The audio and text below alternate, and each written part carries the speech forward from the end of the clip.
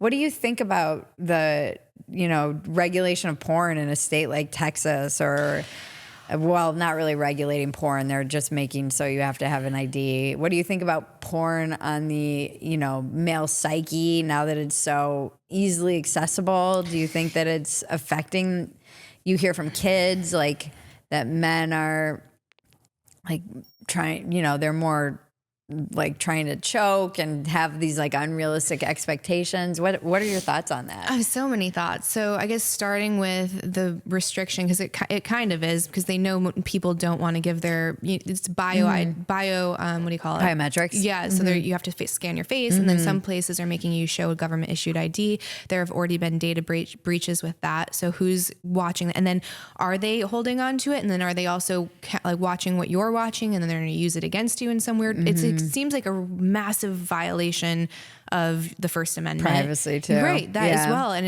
it is protected, whether you like it or not, it's protected under freedom of expression. And then you have the right to not have the government in your bedroom. Like that's so odd to me. They use it under the guise of protecting children. That's not the case, because kids are more tech savvy than all of their parents. They just get a VPN. You put a VPN and then even if that doesn't work, the only sites that are abiding by these regulations are the big ones that don't have illegal content on them. Yeah. So now you're pushing them to these honeypot websites that have really dark, really questionable, and probably illegal content. So you're actually doing more harm. And it's like the arrogance of people in general. Like we think that we see a problem, we see a solution, and we're going to implement it, and nothing, like case closed. What ends up happening are always like second and third order consequences that we never saw, and they end up being worse than the original problem. So I think that we should pay attention to that. I think the buck stops with the parent. Make sure that they have a device that they're able to handle. Make sure that there's safety mechanisms on it. Check in.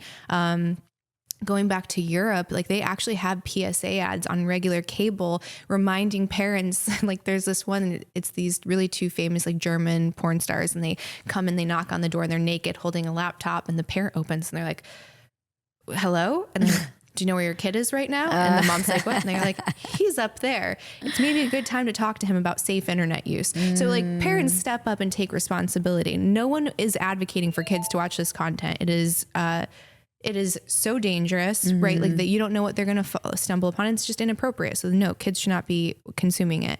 As far as how it's affecting the brain, there's no way to tell. Obviously it's going to have, some kind of, are we good? Yeah. Okay. No, you're fine. It's going to have some kind of effect, but so does this thing. Yeah. You know what I mean? So if we're talking about dopamine drainage and like all of this fasting, I mean, you get the same negative effects from scrolling too much or watching too much TikTok or playing too many video games. So I think that's more a technology issue.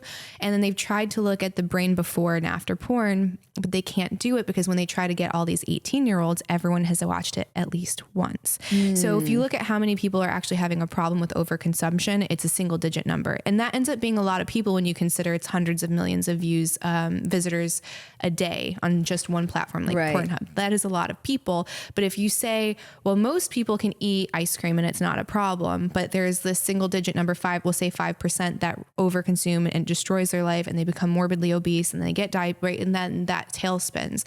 You don't then make ice cream illegal. You say like, well, how can I support this person? And what is it that they're trying to get with this overconsumption of this product? And if it's not porn, it's going to be something else. Like that is also true. So it'll show up in gambling, food, other women. What they tend to think, because it doesn't meet the DSM-5, which has kind of gone off the rails in general, but it doesn't meet that criteria of being classified as an addiction. So it's more like a compulsion issue. It's more of an avoidance tactic. And then when it comes to the violent treatment of women after watching porn, there's also tends to be a tendency in those individuals to already have an antisocial personality disorder of some sort, like narcissism or just being antisocial in general, or already having misogynistic views of women, right? Like that was already there. And then the porn kind of like was an outlet for them. And then they're bringing that into the bedroom.